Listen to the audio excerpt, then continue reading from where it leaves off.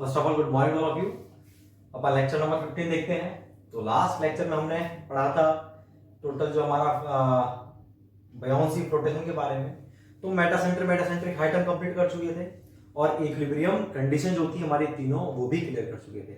वहां पर मैंने आपको बताया था कि जो हमारी इक्विलिब्रियम कंडीशन होती है वो किसके लिए होती है हमारे एक तो होता है फुली सबमर्ज्ड बॉडी के लिए और दूसरी किसके लिए होती है हमारे वो होती है पार्शियली सबमर्ज्ड बॉडी के लिए। तो फुली के लिए शायद मैंने आपको कुछ बातें बता दी थी कि अगर बॉडी पूरी तरीके से अगर पानी के अंदर डूबी हुई है तो उस वाले केस में क्या होता है कि जो स्टेबिलिटी किस पर डिपेंड करती है। स्टेबिलिटी अपन डिफाइन कर चुके हैं पहले। स्टेबिलिटी तीन प्रकार की होती है, स्टेबल इक्विलिब्रियम तीन प्रकार का होता है, स्टेबल, अनस्टेबल और न्यूट्रल। स्टेबल कब होता है कि आपने बॉडी को टिल्ट किया लेकिन फिर से वो उसी पोजीशन में आ गई तो स्टेबल है। टिल्ट करने पर मुड़ गई तो क्या होगा, पलट गई तो क्या होगा वो अपना अनस्टेबल। और टिल्ट करने पर एज इट इज बनी हुई है, जितना टिल्ट किया है उतने पर एंगल पर है वो तो कहलाते हैं अपना न्यूट्रल इक्विलिब्रियम। इसके अंदर भी अपन बात करते हैं अब कि ये तीनों चीज देखेंगे अपन, एक तो फुली सबमर्ज्ड में और एक पार्शियली सबमर्ज्ड में। तो पहले मैं आपसे बात करता हूं फुली सबमर्ज्ड की। पूरी तरह से पानी के अंदर डूबी हुई है तो किस पर डिपेंड करती है, केवल V और G की रिलेटिव पोजीशन पर। V मतलब सेंटर ऑफ बियोंसी, G मतलब सेंटर ऑफ ग्रेविटी। तो जब कोई भी बॉडी अपने पानी में पूरी तरह से डूबी हुई है और उस बॉडी का अगर सेंटर ऑफ ग्रेविटी ऊपर है और बियोंसी नीचे है, सेंटर ऑफ बियोंसी, तो क्या होगा। सेंटर ऑफ बियोंसी ऊपर है, ग्रेविटी नीचे, तो क्या होगा। दोनों एक ही पॉइंट पर है तो क्या होगा, वो चीज अपन देखते हैं फिर समझेंगे अपन। तो अपन देखते हैं हेडिंग अपनी क्या,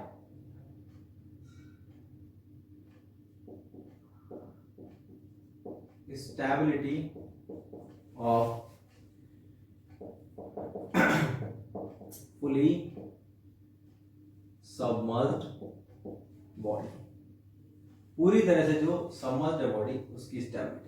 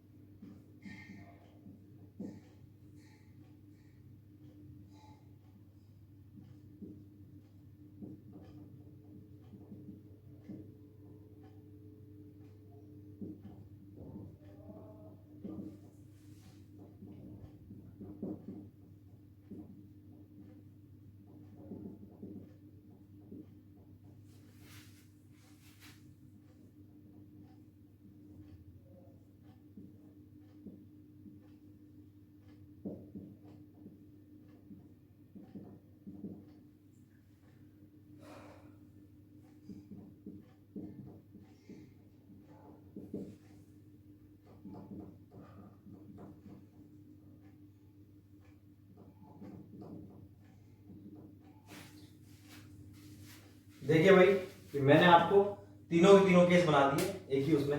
ये फुली सबमर्ज्ड का केस है। फुली सबमर्ज्ड मतलब जो बॉडी है पूरी तरह से डूबी हुई है, ये हमारा पानी का लेवल, लिक्विड का लेवल है, उससे नीचे बॉडी डूबी हुई है। अब तीन कंडीशन बन सकती है। हो सकता है बॉडी की शेप कुछ इस तरह से है कि बॉडी का सेंटर ऑफ ग्रेविटी नीचे की तरफ है, मतलब नीचे की तरफ भारी होगी बॉडी, तभी तो सेंटर ऑफ ग्रेविटी नीचे की तरफ है, और सेंटर ऑफ बुयांसी कहां है, वो ऊपर की तरफ है। हो सकता है।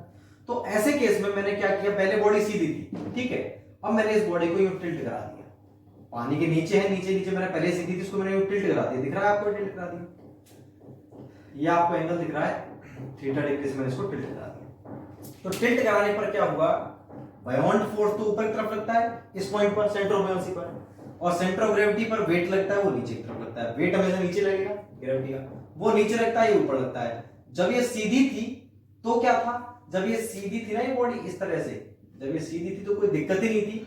ये बी है और ये जी है, बी लग रहा है ऊपर, जी लग रहा है नीचे, एक ही लाइन में है। वो अपन लिखवा चुके कि फ्लोटिंग कंडीशन के लिए, तैरने के लिए जरूरी है कि बी और जी एक ही लाइन में हो और दोनों बराबर हो। तो पहले कोई दिक्कत नहीं थी, जब सीधी थी एक ही लाइन में थे, कोई मोमेंट डेवलप भी नहीं हो रहा था, कोई फोर्स तो लग रहे हैं, एक ही लाइन में लग रहे हैं, डिस्टेंस है नहीं दोनों के बीच में परपेंडिकुलर। जैसे टेढ़ा किया, टेढ़ा करते ही ये तो बिल्कुल परपेंडिकुलर लगेगा, ये ऊपर की तरफ, ये नीचे लगेगा, तो इन दोनों के बीच में देखो डिस्टेंस आ गई। इन दोनों के बीच में अगर देखा जाए तो ये डिस्टेंस आ चुकी है इतनी, मतलब फोर्स इंटू परपेंडिकुलर डिस्टेंस। तो फोर्स ये ऊपर लग रहा है नीचे, तो फोर्स इंटू परपेंडिकुलर डिस्टेंस कैसे घूमेगा, ये घूमेगा भैया ऐसे। तो ये कौन सा मूवमेंट है, आप कैसे बताओगे रेजिस्टिंग है कि ये रेजिस्टिंग मूवमेंट है या फिर ओवरटर्निंग है। भाई ये जिस पोजीशन में थी उसी पोजीशन में ले जाने की कोशिश कर रहा है। अगर वो मूवमेंट जिस पोजीशन में पहले थी बॉडी उसी पोजीशन में ले जाने की कोशिश कर रहा है, तो उसको रीस्टोर करने की कोशिश कर रहा है, उसको बोलेंगे रेजिस्टिंग मूवमेंट या रीस्टोरिंग मूवमेंट। तो देखो आप, ऐसे हुई है टिल्ट, तो ये मूवमेंट लगा ऐसे, तो ये बॉडी को फिर से कैसे कर देगा, यूं टेढ़ा कर देगा, उसी पोजीशन में भेज देगा वापस।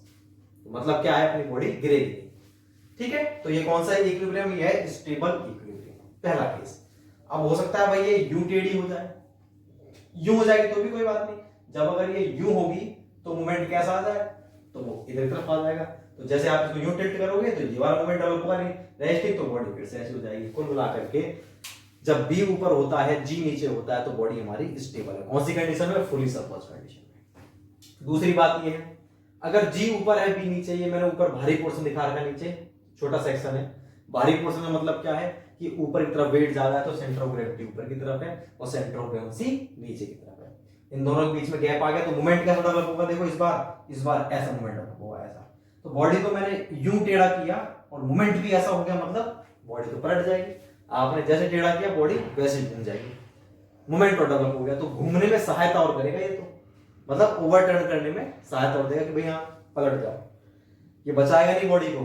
तो इस तरह से जब जी ऊपर होता है बी नीचे होता है तो बॉडी ओवरटर्न कर जाती है, इसको बोलते हैं अनस्टेबल इक्विलिब्रियम, क्योंकि इसमें बॉडी स्टेबल नहीं है। तीसरा केस ऐसा हो सकता है, बॉडी बिल्कुल यूनिफॉर्म है, सेंटर ऑफ बुयांसी भी यहां पर है, सेंटर पे, सेंटर ऑफ ग्रेविटी भी यहीं पर है, तो बॉडी को चाहे आप टेढ़ा कर दो, कुछ भी कर दो, तो बॉडी क्या है, देखो उनकी लाइन ऑफ एक्शन सेम है, तो मूवमेंट नहीं आया इसमें, ना तो ओवरटर्निंग मूवमेंट है ना ही रेजिस्टिंग मूवमेंट है। तो बॉडी ऐसी कैसे, आपने टेढ़ा कर दिया तो ऐसे टेढ़ी बनी रहेगी, ना तो ये वापस जाएगी ना पलटेगी, इसको बोलते हैं न्यूट्रल। ये चीज मैं लिखवा चुका हूं ऑलरेडी। ये न्यूट्रल इक्विलिब्रियम में क्या होता है, ना तो रेजिस्टिंग मूवमेंट डेवलप होता है और ना ही ओवरटर्निंग। इस प्रकार के इक्विलिब्रियम को अपन बोलते हैं न्यूट्रल इक्विलिब्रियम। तो तीनों मैंने आपको बता दिए। तो इसमें काम की चीज क्या थी, ये थी कि जब हमारा सब फुली सबमर्ज्ड बॉडी की अगर हमको स्टेबिलिटी चेक करनी है तो आपको क्या चेक करना है, इतना चेक करना है कि बी ऊपर है या फिर जी ऊपर है, बी जी से ऊपर है या फिर जी बी से ऊपर है, या दोनों एक ही पॉइंट पर है। अगर हमारा बी ऊपर है जी नीचे है तो स्टेबल, जी ऊपर बी नीचे, तो और दोनों एक ही पॉइंट पर है तो न्यूट्रल। कुल मिला के बात ये है कि फुली सबमर्ज्ड बॉडी की स्टेबिलिटी किस पर डिपेंड करती है। ऑप्शन आता है क्या, पहला बी और जी पर, केवल बी पर, केवल जी पर, जी और एम पर। किस पर करती है, एम मतलब मेटासेंट्रिक एट, उस पर डिपेंड नहीं करती, केवल बी और जी की पोजीशन पर डिपेंड करती है। अब देखो इसमें ये लिखे तो बाद में लिखेंगे, आपको इसमें एक इंटरेस्टिंग बताता हूँ।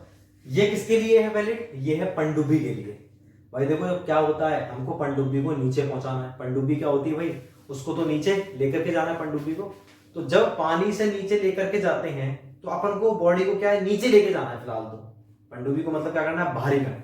बताया था आपको जब बायोंड फोर्स कम हो, वेट ज्यादा हो तो बॉडी सिंक करती है, डूबती है। तो क्या करते हैं पनडुब्बी में बहुत सारे, या तो क्या करते हैं साइड में टैंक जो ड्रम होते हैं ड्रम लगा देते हैं साइड में बहुत सारे, और उन ड्रम के अंदर या तो कोई मान लो सैंड भर ली या पत्थर भर लिए या हैवी ऑयल, कुछ भी चीज भर लेते हैं, भारी पदार्थ भर लेते हैं, मतलब जिसकी स्पेसिफिक ग्रेविटी पानी ज्यादा हो और वो पानी में डूब जाए, ऐसी चीज भर लेते हैं। मान लो मैंने उसके अंदर सैंड भर ली, बजरी भर ली काफी सारे ड्रम के अंदर।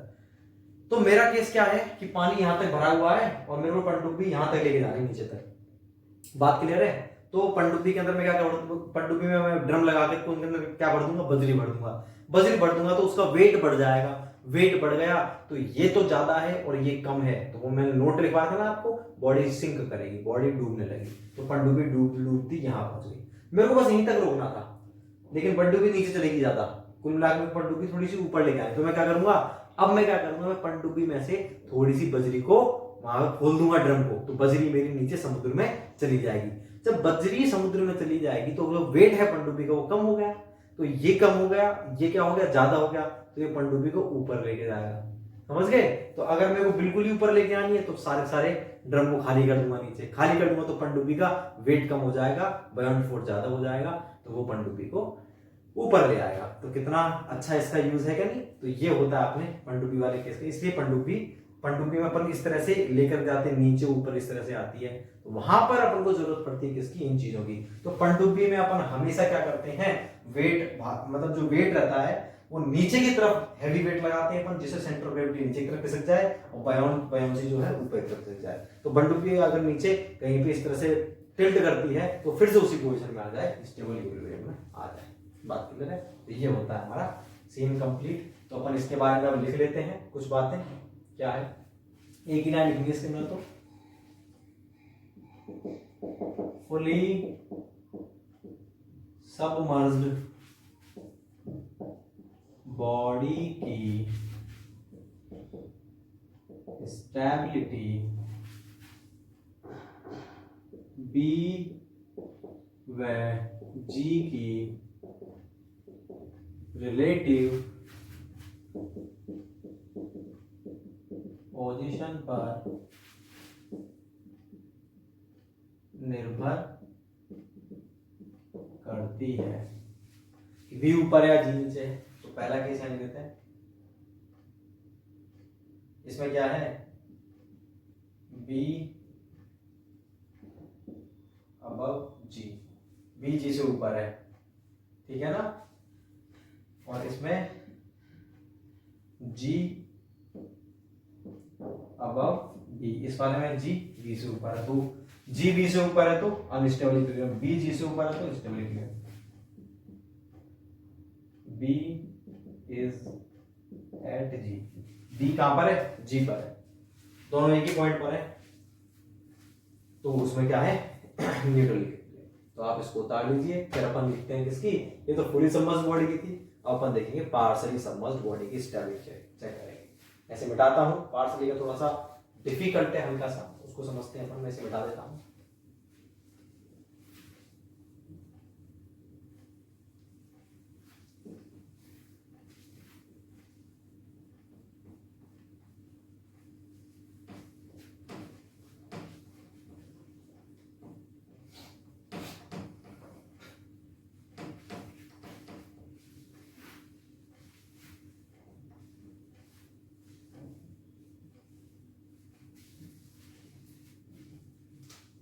अपन हेडिंग डालेंगे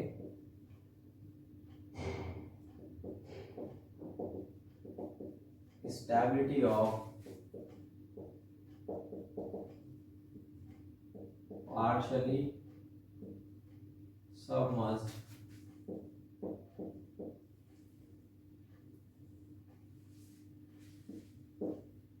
तो इसका पहले मैं आपको बना देता हूं डायग्राम, क्योंकि इसका थोड़ा सा डिफिकल्ट है और थोड़ा टाइम भी लगेगा।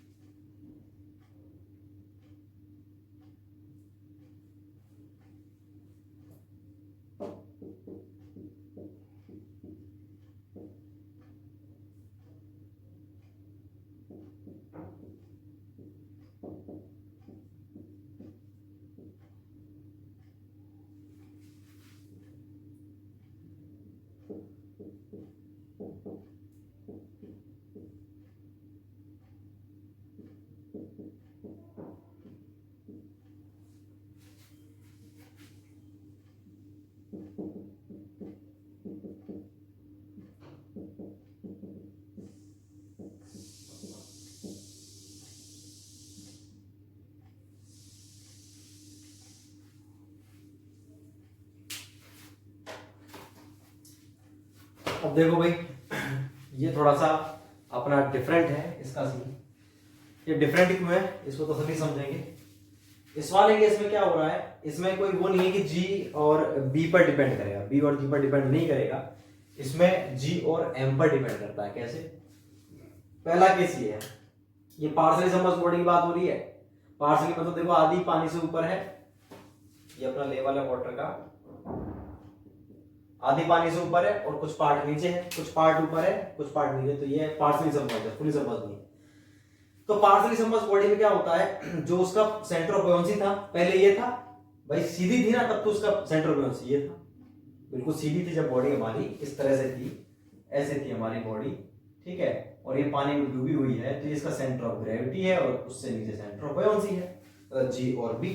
ये उसकी लाइन थी, लाइन ऑफ एक्सिस, ये भी लाइन, ठीक है। जैसे ही आपने इसको टिल्ट कर दिया, तो टिल्ट करते ही क्या हो जाता है, पहले तो पानी ये था, तो टिल्ट करते ही देखो ये ट्रेपेजोइडल बन गया, जो मैंने कल समझाया था आपको लास्ट लेक्चर में कि अब ट्रेपेजोइडल बन गया, तो इसकी सीजी, इस पानी की सीजी चेंज हो गई, तो अब इसका सेंटर ऑफ बुओयंसी क्या हो गया, अलग हो गया, इधर खिसक गया, ये आ गया बी डैश, इसको मैंने बी डैश, डैश मतलब न्यू। तो नया सेंटर ऑफ बुओयंसी क्या आ चुका है, ये आ चुका है मेरा। अब क्या है, मैं इस वाले को जी, इस वाले को बी डैश मान लिया, इसको मैंने जी मान लिया, ठीक है। तो अब क्या हुआ कि जैसे ही ये सेंटर ऑफ ग्रेविटी पर, तो अपना जो वो जैसे टिल्ट करा मैंने इसको, यहाँ पर जो फोर्स लगेगा वो नीचे की तरफ नीचे लगेगा ऐसे, ठीक है। और ये सेंटर ऑफ बुओयंसी है ये हमारा नया वाला। मैं एम को ले नहीं रहा, मैं पहला वाला सीन बता रहा हूँ कि बी और जी पे, ये जी लग रहा है, ये बी लग रहा है, ठीक है। तो जैसे ही आपने यू टिल्ट किया तो कैसे मूवमेंट आया, दिख रहा है आपको ऐसा, रेजिस्टिंग, स्टेबल। तो भाई ये तो क्लियर होगा कि सर ये तो जी और बी पर डिपेंड करता। आप तो कहते हैं जी बी पर नहीं करता पार्सल में। देख लो सर, अगर बी नीचे है जी ऊपर है, पिछले वाले केस हो गया, जी ऊपर है बी नीचे है।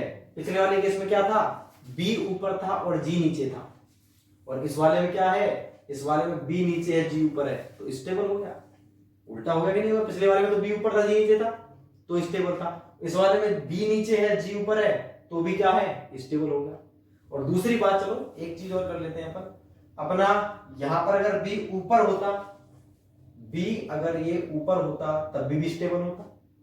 भाई मान लो बी यहां पर होता, ये बी डैश यहां पर होता हमारा, तो भी बी डैश ये लगता तो ऊपर ही, ये जी है और ये बी है, ऐसे होता। अगर ये ऊपर होता तो ये सीन होता, तब भी मूवमेंट ऐसा डेवलप हो रहा है, नीचे है तब भी मूवमेंट ऐसा डेवलप हो रहा है। तो कुल मिला के हम समझ ही नहीं पा रहे कि बी ऊपर है जी से तो स्टेबल है या नीचे है, दोनों ही केस में स्टेबल है। तो नीचे में अगर बी डैश की, यहां पर बी डैश होता हमारा, यहां पर अगर बी डैश होता, इस पॉइंट पर होता बी डैश, तो क्या होता देखो, तो ये तो है अपना बी डैश ऊपर की तरफ लग रहा है और ये जी लग रहा है इधर तरफ, मतलब बी तो इधर होता जी इधर होता। इसी केस के अंदर तो क्या हो जाता है ये, तो ये ओवरटर्न, तो ये पलट जाता।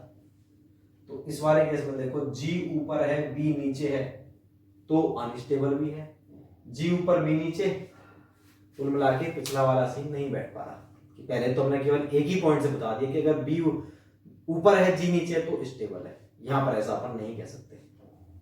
इसलिए हमने क्या कहा था, जी ऊपर है बी नीचे तो अनस्टेबल।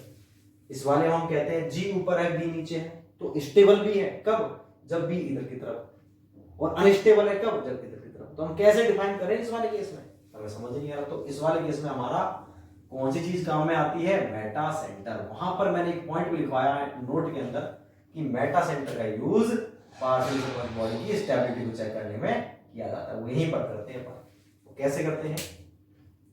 मेटा सेंटर कौन सा? इसका अपन मेटा सेंटर निकालते हैं, इस वाले केस में मेटा सेंटर निकालते हैं। ये मेरा नया सेंटर ऑफ बुओयांसी आ गया, ये मेरी पुरानी एक्सिस थी। यहां से मैंने इस पॉइंट से सीधी लाइन खींची ऐसे वर्टिकल, ये वर्टिकल लाइन है भाई, थोड़ी बहुत टेढ़ी हो गई मेरे से, मार्कर है।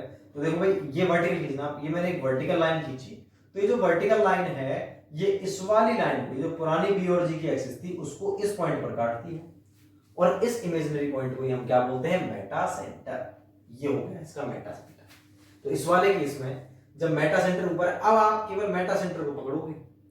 जी यहां पर है, मेटा सेंटर यहां पर है, तो जी और एम को देखोगे। जी पर हमेशा कैसे लगता है?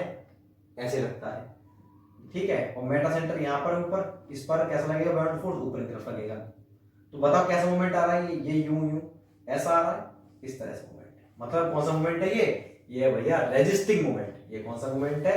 ये है रेजिस्टिंग मूवमेंट, ठीक है। ये रेजिस्टिंग मूवमेंट आया इस वाले केस में, तो मतलब बॉडी मेरी रेजिस्ट कर जाएगी, मतलब रिस्टोर हो जाएगी, वो उसी पोजीशन पहुंच जाएगी। कुल मिला कहने का मतलब है कि इस वाली कंडीशन में बॉडी हमारी स्टेबल इक्विलिब्रियम के अंदर है। कब? जब मेरा एम ऊपर है और जी नीचे है, पहली चीज। अब दूसरा केस देखते हैं। हो सकता है कि जो बी डैश था मैंने बिल्कुल हल्की सी टिल्ट करी और जो बी डैश जो पॉइंट था इतना दूर ना जाके उस बी के पास में, ये कहीं पे इस बी के पास में यहां पर आ गया बी डैश। भाई कुछ भी हो सकता है ना, थोड़ा सा डिस्प्लेस हुआ है, वो तो कितना फ्लूइड डिस्प्लेस हुआ है उस पर डिपेंड करता है बी डैश। तो नया जो सेंटर ऑफ बुओयांसी पॉइंट आया मेरा, इसके जस्ट पास में आया, इस पॉइंट से मैंने एक वर्टिकल लाइन खींची, तो वो पुरानी जो एक्सिस थी जी बी की जो एक्सिस थी, उस एक्सिस को उसने इस पॉइंट पर काट दिया। यहां से मैंने वर्टिकल लाइन खींची, जैसे यहां खींची थी ऐसे यहां से खींची, तो इसने इस पॉइंट पर काटा। तो इस पॉइंट को अपन बोलते हैं मेटा सेंटर। जरूरी थोड़ी मेटा सेंटर बाहर ही हो, अंदर भी हो सकता है। अब क्या मेटा सेंटर यहां पर आ गया, कहां पर? जी से नीचे आ गया। तो इस वाले केस में आप देखो, इस वाले केस में क्या है कि ये तो है मेरा जी, देखो, और ये है मेरा एम।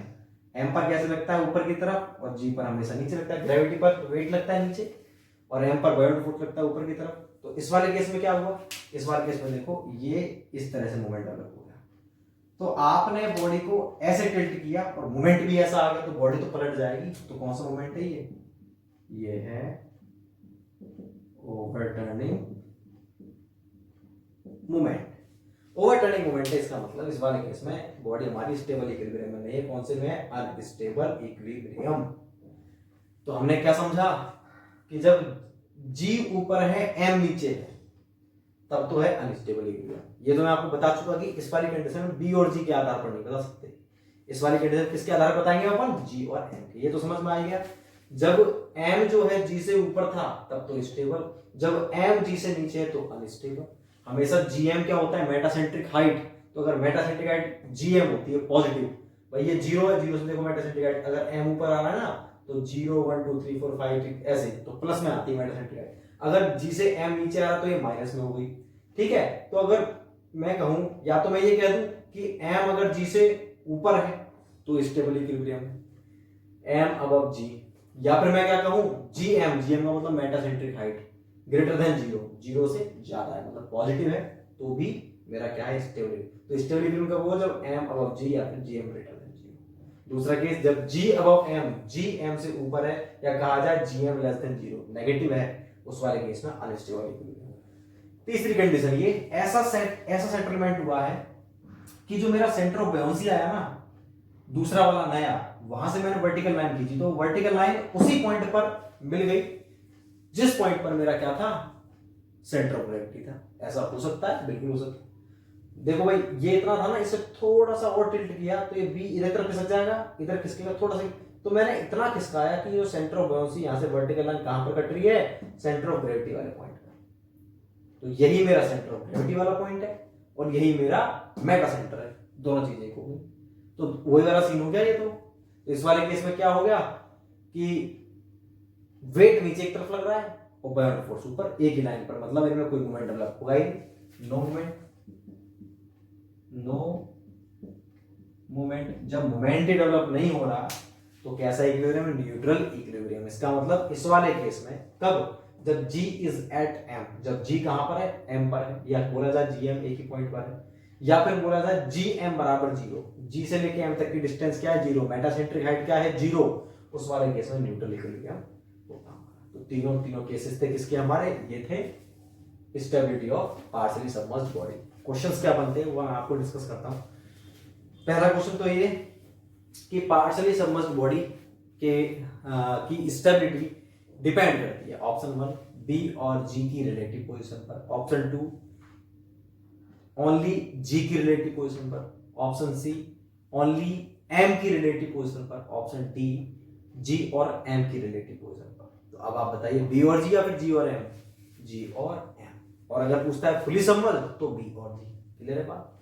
पहला क्वेश्चन तो ये। दूसरा क्वेश्चन बनता है कि अगर मेटासेंट्रिक हाइट हमारी पॉजिटिव है तो कौन सा इक्विलिब्रियम होगा? Stable, unstable, neutral, none of these. Positive का मतलब ग्रेटर देन 0, ये मेटासेंट्रिक हाइट ही तो होती है। पॉजिटिव है तो कैसा होगा? स्टेबल, नेगेटिव है तो अनस्टेबल, 0 है मेटासेंट्रिक हाइट तो न्यूट्रल। दूसरा क्वेश्चन।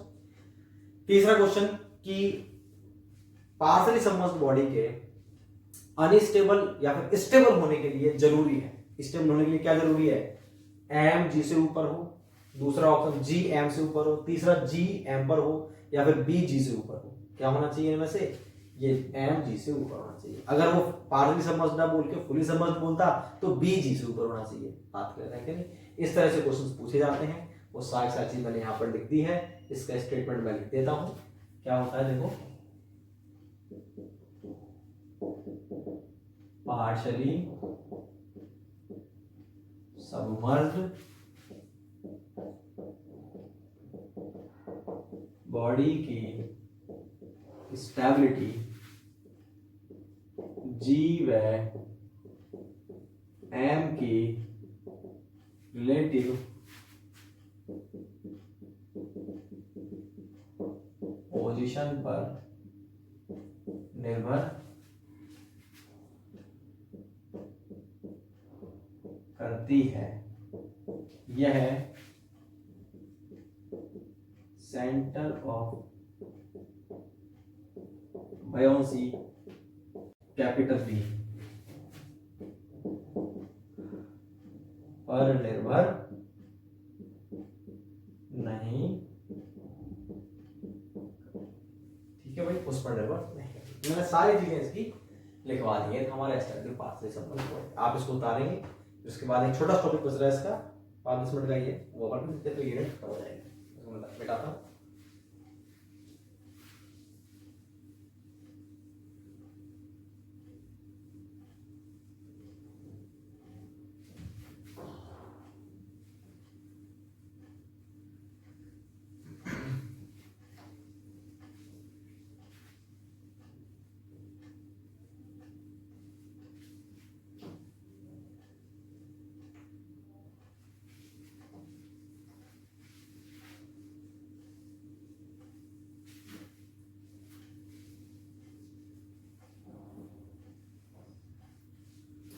अब अपन लास्ट हेडिंग डालेंगे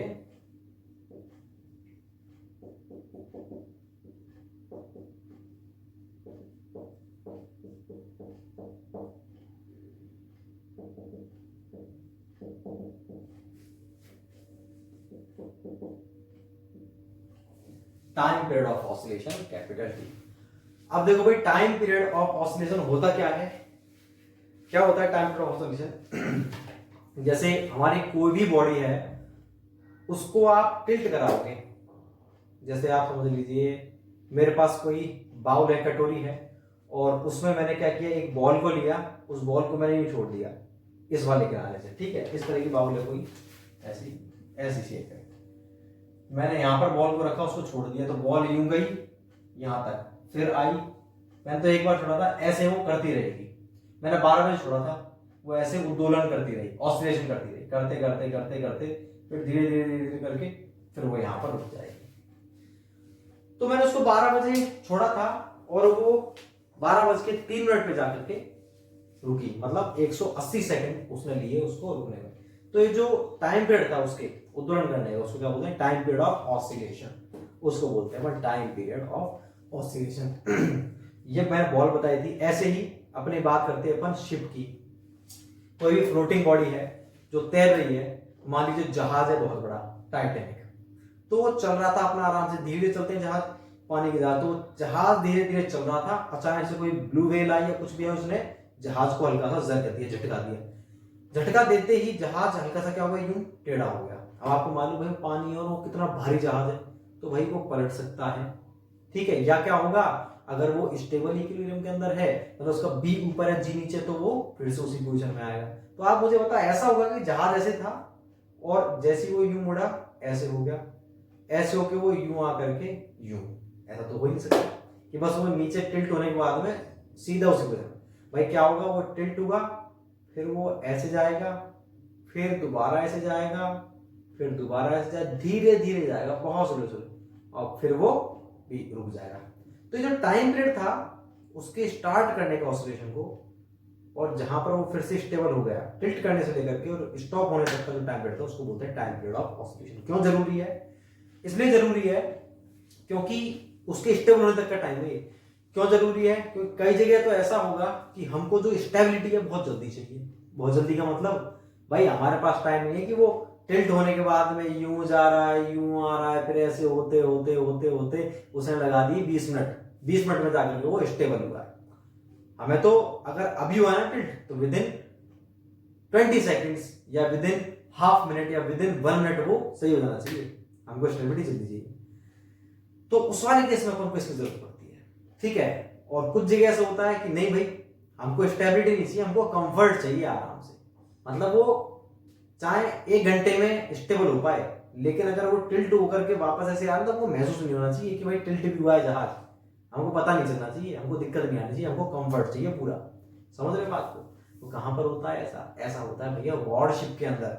वॉरशिप और पैसेंजर शिप, 2 प्रकार के जहाज होते हैं भाई। नेवी वाले होते हैं ना, जो क्या बोलते हैं, इसमें अपन युद्ध करते हैं नौसेना के, तो उसमें क्या है, जहाज के ऊपर तोप वगैरह रखी रहती है, तो वहां पर क्या होता है, तोप रखी रहती, तो तोप के गोले दागते हैं, तो गोले दागते ही एक जर्क आता है, उस तोप से एक जर्क आएगा, तो जर्क जब आएगा वह अपनी लड़ाई होगी पाकिस्तान से।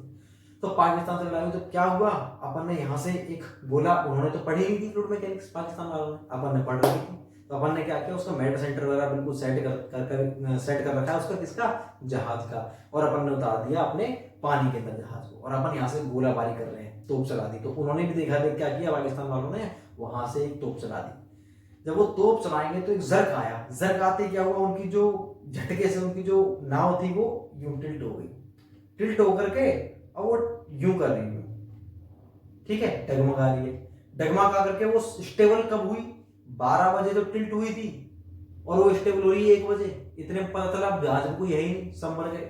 कैसे? इधर इंडिया वाले तो क्या चल रहे हैं भाई, यहाँ से उन्होंने, इंडिया वाले भी तो गोले दाग रहे हैं, इंडिया वालों ने गोले दागे, तो क्या उनकी टिल्ट हुई, टिल्ट होकर के विद इन 15 सेकंड बिल्कुल स्टेबल, ऐसे टिल्ट हुई, यूं हुई, यूं हुई और यूं, बस काम खत्म। तो ऐसा क्या हुआ कि उनका तो था, वो तो सिर्फ यूं हो रहा है आराम से, और अपना इतनी जल्दी हो रहा। मैं आपको मैथमेटिकली बताऊंगा अभी, तो आपको ये चीज समझ में आई, स्टेबिलिटी, कि हमको वॉरशिप, जो युद्ध वाली शिप होती है, जहाज होती है, उस वाले केस में स्टेबिलिटी जल्दी चाहिए। स्टेबिलिटी जल्दी का मतलब टाइम पीरियड ऑफ ऑसिलेशन कम होना चाहिए, टी की वैल्यू कम। भाई कम टाइम में स्टेबल जानी चाहिए। 12 बजे अगर ये हुआ था, तो 12:15 सेकंड या 20 सेकंड के अंदर वो स्टेबल होना चाहिए। तो टाइम पीरियड ऑफ ऑसिलेशन कम होना चाहिए, कौन से केस में, वॉरशिप वाले केस में, ठीक है। तो क्या करेंगे उसके लिए अपन देखेंगे अभी। और दूसरा केस कौन सा होता है कि हमको, लेकिन इस वाले केस में क्या प्रॉब्लम होगी, इस वाले केस में भैया झटका आएगा। झटका क्यों आएगा, कि जब आप सोचो ना इस चीज को, कि वो पहले यूं टिल्ट हुई थी और आप उसको एकदम से यूं सीधा करना चाह रहे हो, तो टिल्ट होकर के ये 1 2 3, तो जब वो इस तरह से एकदम से स्टेबल होगी, तुरंत स्टेबल होगी, तो क्या होगा, वहां पर जितने पैसेंजर, जितने भी लोग बाग खड़े हैं, झटका आएगा, और आने तो उस पर शोल्डर ही तो खड़े हैं हमारे, बात क्लियर रहेगी नहीं, तो उनके लिए तो नॉर्मल बात होती है, उनको कंफर्ट से मतलब है नहीं, उनकी तो जिंदगी वैसे भी, उनकी जिंदगी में वैसे भी कंफर्ट होता नहीं है, तो उनके लिए ये मामूली सी बात है। तो वॉरशिप वाले केस में अपन को कंफर्ट नहीं चाहिए, उसमें तो हमको स्टेबिलिटी चाहिए। अगर कंफर्ट ले लिया तो अपन मर जाएंगे। तो वॉरशिप वाले केस में अपन को स्टेबिलिटी पहले चाहिए, मतलब टाइम पीरियड ऑफ ऑसिलेशन कम होना चाहिए, और कंफर्ट बिल्कुल नहीं। उस वाले केस में क्या करेंगे अपन, फर्दर देखेंगे। सेकंड केस में बताता हूं आपको पैसेंजर शिप का। पैसेंजर शिप कौन सी, जो जहाज होते हैं जिनके अंदर केवल अपन यहाँ से दूसरे देश जा रहे हैं विजिट पे घूमने जा रहे हैं, तो उसके अंदर बहुत सारे आदमी को जहाज, जैसे हवाई जहाज होता है ऐसे होता है 100-150 लोगों का जहाज होते हैं। अपन बैठे हैं तो कोई ब्लू व्हेल टकरा गई तो अपना वो इस तरह से टिल्ट हो गया तो पैसेंजर ऐसे।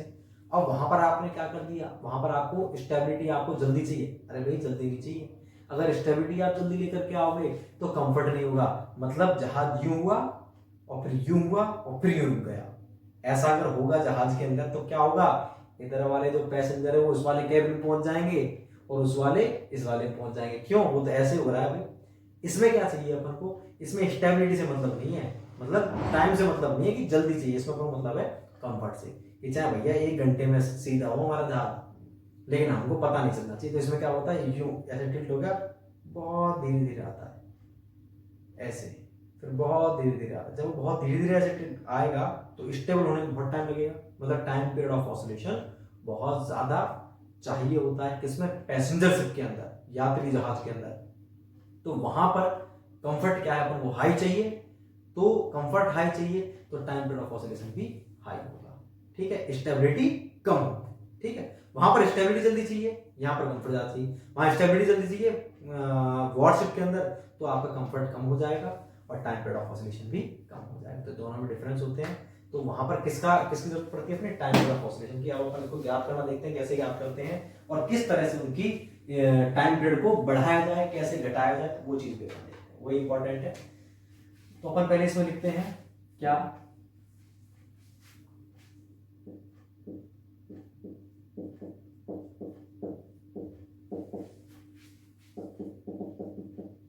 किसी बॉडी को टिल्ट करने पर उसके स्टेबल कंडीशन में आने तक वह बॉडी ऑसिलेट करती है, ठीक है।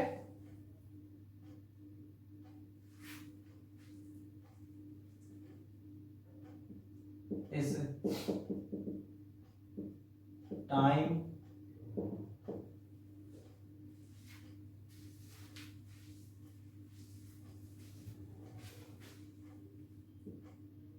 इसे टाइम पीरियड ऑफ ऑसिलेशन कहते हैं। यह बॉडी की मेटासेंट्रिक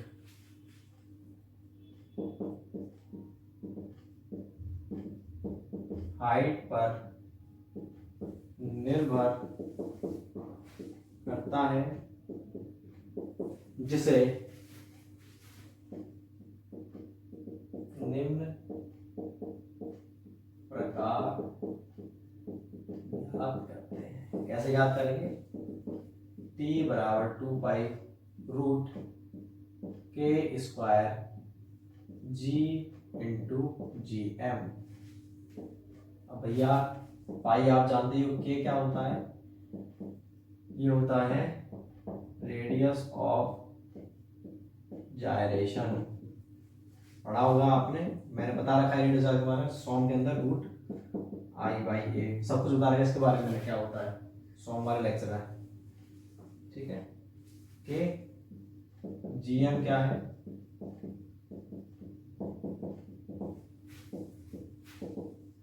मेटासेंट्रिक हाइट। अब देखिए भाई, देखो अब अपन बात करते हैं पहली वॉरशिप की और दूसरी पैसेंजर। तो वॉरशिप में मेरे को क्या चाहिए, स्टेबिलिटी जल्दी, स्टेबिलिटी जल्दी मतलब टाइम पीरियड कम। तो टाइम पीरियड आपको कम चाहिए, तो क्या करोगे, इसमें देखो ये कांस्टेंट है, ये भी कांस्टेंट होता है, ये भी कांस्टेंट 9 पॉइंट, ये क्या है जी, ये है 9.81 मीटर पर सेकंड स्क्वायर, रह क्या गया जीएम, मेटासेंट्रिक हाइट। तो अगर आप इसको बढ़ा दोगे तो ये कम नहीं हो जाएगा क्या, T क्या हो जाएगा, कम। तो अब आपको समझ में आया, मतलब आप उसकी मेटासेंट्रिक हाइट बढ़ा दो तो आपको टाइम पीरियड कम हो जाएगा ऑसिलेशन का, स्टेबिलिटी जल्दी प्राप्त हो जाएगी, लेकिन कंफर्ट घट जाएगा भाई। ठीक है ना। तो अपन किससे एडजस्ट करेंगे टाइम पीरियड ऑफ ऑसिलेशन को? मेटासेंट्रिक हाइट से। मेटासेंट्रिक हाइट बढ़ा दोगे तो ये घट जाएगा, स्टेबिलिटी जल्दी प्राप्त हो जाएगी, कंफर्ट घट जाएगा। इसको घटा दोगे तो टाइम पीरियड ऑफ ऑसिलेशन बढ़ जाएगा, स्टेबिलिटी लेट प्राप्त होगी, लेकिन कंफर्ट बढ़ जाएगा। बात कर रहे हैं, तो ये इनकी चीजें होती हैं। अब अपन इसके जो नोट्स हैं दोनों लिख देते हैं। नोट नंबर 1 क्या कहता है? वॉरशिप, युद्ध वाले जो जहाज होते हैं, वॉरशिप में स्टेबिलिटी जल्दी प्राप्त करनी होती है, इसलिए इनमें मेटासेंट्रिक हाइट को बढ़ाकर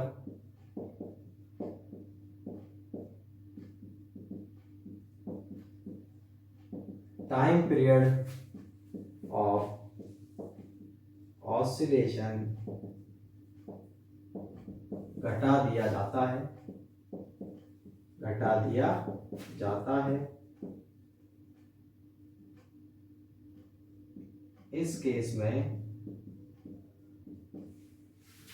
कंफर्ट बढ़ता है घटता है? कंफर्ट घट जाता है। ये कोई एक चीज का फायदा चाहिए, दूसरा नुकसान होगा। इसमें जो अपनी मेटासेंट्रिक हाइट होती है जनरली कितनी रखते हैं? जीएम लगभग 1 से 1.5 मीटर। कौन से केस में? वॉरशिप वाले केस में। ठीक है।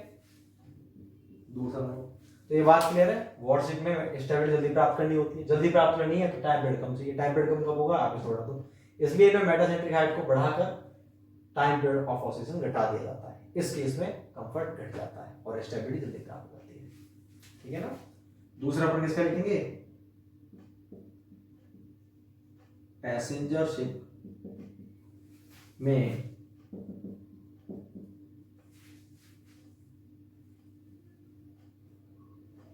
कंफर्ट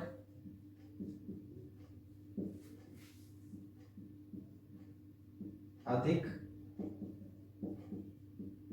प्राप्त करना होता है, इसलिए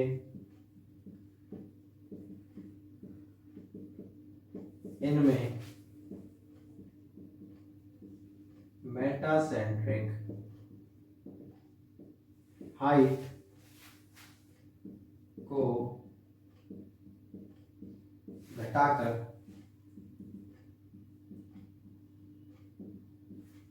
टाइम पीरियड ऑफ ऑसिलेशन बढ़ा दिया जाता है,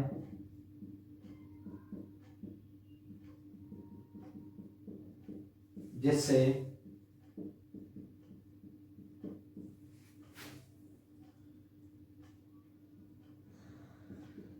कंफर्ट बढ़ता है, लेकिन स्टेबिलिटी देर से प्राप्त। कंफर्ट तो बढ़ जाएगा लेकिन स्टेबिलिटी जो है वो देर से प्राप्त होगी। इस वाले केस में जो अपनी मेटासेंट्रिक हाइट होती है वो लगभग 0.3 से ये 1 मीटर 1.2 मीटर करीब होती है। ठीक है भाई। तो ये अपनी सारी चीजें थी किससे related? Time period of oscillation से। तो अपनी जो यूनिट है, यूनिट नंबर 3 वो भी कंप्लीट हो चुकी है और अपना जो पार्ट था फ्लूइड स्टैटिक्स का वो भी कंप्लीट हो चुका है। तो फ्लूइड स्टैटिक्स में अपनी 3 यूनिट थी, एक फ्लूइड प्रॉपर्टीज और दूसरी थी हमारी प्रेशर एंड हाइड्रोस्टैटिक फोर्सेस, तीसरी थी बेयोंसी एंड फ्लोटेशन। तीनों कंप्लीट हो चुकी है। नेक्स्ट जो पार्ट है हमारा वो फ्लूइड काइनेमेटिक्स है, उसका एक यूनिट है वो भी फ्लूइड काइनेमेटिक्स। अपन नेक्स्ट 4th रहेगी, उसको करेंगे अपन नेक्स्ट लेक्चर में। Thank you sir.